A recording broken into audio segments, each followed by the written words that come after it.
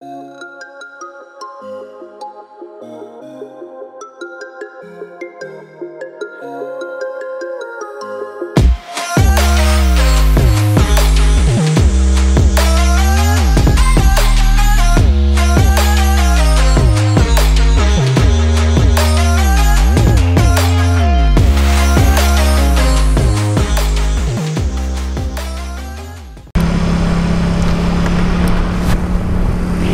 teman-teman, ketemu lagi di channel saya Motoran Moto. Ini saya mau ke Pasar Awi Pempernik ya, di Ewik nih teman-teman. Jadi mau ketemu teman aja di sana, mau ngobrol-ngobrol. Pasar Awi itu tempat orang-orang berjualan pada hari Minggu, tapi yang dijualnya adalah makanan minuman yang tradisional ya teman-teman. Nah kebetulan sekali ada acara sana motorannya, jadi hari ini saya bawa ini nih, bawa Mio GT. Oke teman-teman, Mio GT ini terakhir saya pakai sih waktu jalan-jalan ke rumah Haji Jajang di Curug Citambur ya teman-teman. Jadi begitu motor ini saya beli, langsung dibagus-bagusin, dan gak berapa lama kita pakai ke Curug Citambur. Tenaganya mantep banget, irit juga, dan oke sih, nggak ada masalah, nggak ada kendala. Nah teman-teman, hanya memang satu aja, memang sejak beli juga motor ini tidak bisa di starter ya teman-teman. Jadi kepikiran saya cuma satu tadinya, mungkin akinya yang soak gitu ya. Jadi saya coba untuk strup akinya dipakein lagi ke motor ini, ternyata juga tidak bisa starter ya teman-teman. Nah akhirnya kepikirannya juga, jadi ini problem di Mio GT ini ya teman-teman. Jadi Mio GT ini kalau misalkan akinya soak pun motornya nggak mau hidup ya teman-teman. Nah saya pikir mungkin akinya lah, ternyata memang bukan akinya.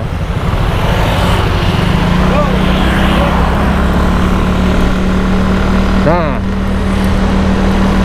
bersama anak saya nih, jadi kepikirannya oh udah, kalau bukan akinya kayaknya dinamo starternya nih gitu ya. Kita kepikiran cuma dinamo starternya, wah harus ganti nih gitu kan. Kita juga nggak tahu, nggak tanya-tanya dulu sih ya, kita cobalah ya, akhirnya kita ganti dinamo starternya ya teman-teman. Oke lah, kita ganti dinamo starternya biar kembali motor ini bisa normal nih. Oke ganti nih, saya diganti, ternyata kasusnya sama juga, jadi nggak bisa di starter gitu. Cuma sekali aja pertama starter bisa, berikutnya udah nggak bisa lagi di starter nih teman-teman. Dan parahnya lagi, akhirnya jadi sering tekor. Waduh, kepikiran lagi nih, ini kayaknya mungkin bukan debelik starternya nih kalau kasus kayak gini, tapi mungkin di akinya harus beli baru aja deh gitu. Oke, jadi kepikiran, akhirnya saya beli baru tuh teman-teman akinya. Jadi saya beli baru akinya. Nah langsung kita pasang lagi nih di motor ini. Semoga nih dengan sudah digantinya dinamo starternya dan juga akinya baru, normal nih bisa starter gitu ya teman-teman ya. Dan ternyata enggak juga nih teman-teman. Jadi awalnya bisa di starter, sekali dua kali starter, tapi kendalanya adalah akinya tuh nggak mau ngisi gitu teman-teman. Jadi akhirnya ya tekor lagi. Oke teman-teman, dan parahnya lagi jadi sering mogok nih. Waduh, motor ini tuh pernah saya pakai tiba-tiba mogok. Begitu dicela normal lagi sih jalan, tapi pada saat direm mogok lagi. Kalau nggak direm lancar lagi. Waduh, ada apa nih dengan si Mio GT saya ini? Karena kan waktu kita pakai ke Haji Jajang itu tenaganya normal, nggak ada masalah. Saya pikir nggak ada masalah di mesin lah. Nah akhirnya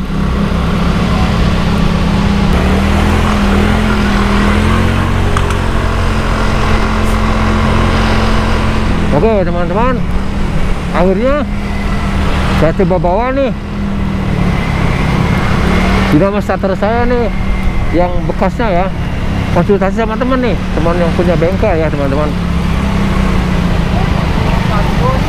Nah, aduh itu agak macet ya teman-teman, agak padat ya teman-teman. Oke, jadi saya konsultasi sama teman saya nih, jadi ada masalah apa ya Mio GT saya nih, karena udah ganti dinamo starter tetap tidak di starter, udah diganti aki juga sama. Nah akhirnya saya bawa nih di starter lamanya juga ya, saya cek sama teman saya, cobalah bantu cek dong ada saya tuh. Dan ternyata teman-teman, dinamo starter yang kita udah ganti itu, yang originalnya itu yang pertama kali kita dapat, kita udah ganti normal katanya. Ini dinamo starternya normal sih katanya. Waduh, kata saya tuh, cuma kendalanya seperti ini kata teman. Coba mungkin kiproknya nih, coba kiproknya. Nah,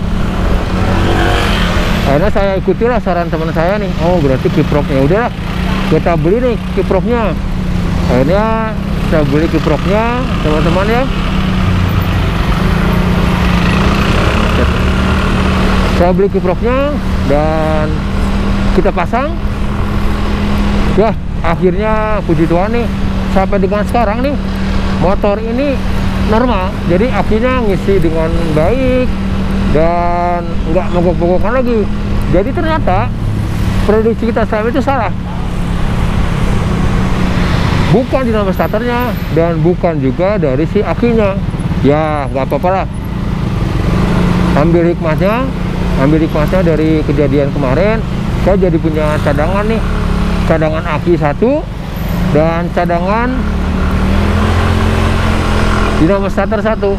Nah nggak ada masalah nih motor nih, karena kemarin bener-bener nih masalahnya ya seperti ini gitu,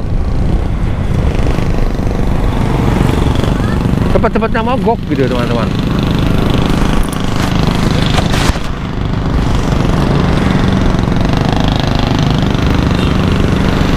Nggak enak banget aja gitu, lagi pakai tiba-tiba mogok. Nah teman-teman, jadi mungkin ada teman-teman juga yang punya permasalahan dengan Mio GT ini. Kalau nggak bisa di starter, ya itu tadi 3 ternyata teman-teman, 3 itu yang jadi kendala. Tapi ya kalau misalkan teman-teman nggak punya cadangan kayak saya nih, main beli ganti aja jadinya. Tapi mungkin ada baiknya sih teman-teman konsultasikan juga ke bengkel atau teman dekat teman-teman yang mengerti tentang mesin Mio GT ini ya, tentang masalah starter ya teman-teman. Nah itu mungkin kendala yang saya hadapi dari si Mio GT ini. Tapi ya anggaplah ini bukan masalah yang terlalu ini, cuma ya jadi ribet aja gitu kesannya. Nah kalau sekarang sih ini udah normal lagi ya teman-teman. Ini saya pakai sekarang nih, tenaganya bagus, bensinnya oke, irit juga bensinnya ya. Nah gitu mungkin teman-teman, jadi pembahasan saya tentang motor Mio GT ini. Jadi mungkin kalau teman-teman mengalami hal yang sama dengan saya, itu masalahnya. Sobat kepikiran, saya juga jangan-jangan memang motornya nih yang nggak bagus, ternyata bukan. Karena kenapa saya bilang bukan? Karena begitu datang motornya walaupun tidak bisa di starter, tenaganya bagus banget. Kita bawa jalan kan ke Curug Citambur, ke rumah Haji Jajang waktu itu. Dan akhirnya masalahnya ya ketemu ya teman-teman. Jadi kiproknya yang bermasalah, dan setelah diganti kiproknya normal. Kalau sekarang sih dinamo starternya baru, kiproknya baru, akinya juga baru. Nah teman-teman, mungkin itu pembahasan tentang motor Mio GT yang saya pakai sekarang ini ya. Namun ada satu hal lagi juga nih, saya mau share juga nih ke teman-teman nih, masalah action cam ya teman-teman. Oke, saya udah beli nih, udah punya juga action cam yang DJI Osmo Action 3. Bagus banget sih, bagus banget. Kalau buat saya kayak memang dari segi kualitas gambar lebih bagus dari GoPro Hero 4 ini. Tapi untuk kayak motoran kayak sekarang, saya lebih suka menggunakan GoPro Hero 4 ini. Pertama, lebih lebar. Kedua, dia untuk stabilitas juga masih oke. Jadi nggak ada masalah buat saya ya teman-teman. Kalau untuk motoran kayak gini kan yang paling penting adalah suaranya tertangkap bagus, terus gambarnya oke, masih bisa ngelawan backlight dikit-dikit lah ya teman-teman. Dan juga stabilnya juga oke gitu. Jadi saya masih pakai nih teman-teman. Nah, di video saya sebelumnya juga saya ngebahas ya teman-teman, ngebahas tentang GoPro Hero 4 Silver ini dibandingkan dengan DJI Osmo Action 3. Buat saya sih masing-masing punya kelebihan, tapi yang pasti memang karena harganya juga, teknologi juga, stabilisasinya jauh lebih bagus yang Osmo Action 3 ya teman-teman dibandingin yang ini. Tapi di samping itu untuk weight-nya masih oke yang ini. Untuk stabilitasnya juga masih oke kalau untuk pakai motor-motoran kayak gini ya teman-teman, masih oke lah. Dan ini juga referensi nih buat teman-teman. Kalau teman-teman mulai ingin motoran sambil nge-vlog kayak gini ya, saran saya sih untuk harga 1 jutaan teman-teman gak usah ragu lah, bisa ambil GoPro Hero 4 Silver ini. Karena terbukti ya teman-teman, stabilnya, suaranya juga oke. Nah ini bisa pakai mic eksternal, nggak perlu audio mode yang mahal. Jadi harga konektornya hanya sekitar ya mungkin 100 ribuan lah ya, kurang lebih ya teman-teman. Nah makanya saya masih pakai si GoPro Hero 4 Silver ini. Untuk motovlog kayak sekarang kita jalan-jalan kayak gini sih masih oke, nggak ada masalah ya teman-teman. Gambarnya masih oke dan lainnya masih oke. Jadi ini sekedar saran aja ya. Tapi kalau memang teman-teman punya budget yang lebih, ya bisa pakai yang lebih bagus dari ini ya teman-teman.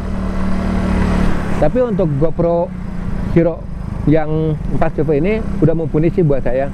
Dan kenapa saya juga beli yang DJI Osmo Action 3, karena juga sama untuk koneksi dari action cam ke mic-nya ini harganya murah, 100 ribuan juga gitu. Jadi bisa hemat gitu teman-teman, nggak perlu menggunakan peralatan yang lebih mahal kayak semacam audio mode di seri GoPro 5 ke atas ya teman-teman. Nah itu mungkin teman-teman referensi dari saya, dan kita juga ini udah mulai dekat ke lokasi. Nah teman-teman, saya juga bilang terima kasih ya buat teman-teman yang udah nonton video-video saya, sudah like, bahkan sudah komen, sudah subscribe. Terima kasih ya teman-teman. Semoga channel YouTube teman-teman juga yang belum monet segera monet, yang sudah monet segera menghasilkan banyak dolar. Oke teman-teman, nah di depan ini kita akan belok ke kiri. Kita akan segera sampai di lokasi. Oke teman-teman, sekali lagi terima kasih. Sampai ketemu lagi di video-video saya selanjutnya. Semoga video ini juga bisa bermanfaat buat teman-teman ya. Kalau ada pertanyaan, silakan komen di kolom komentar ya teman-teman. Sampai ketemu lagi di video-video berikutnya. Salam sehat selalu.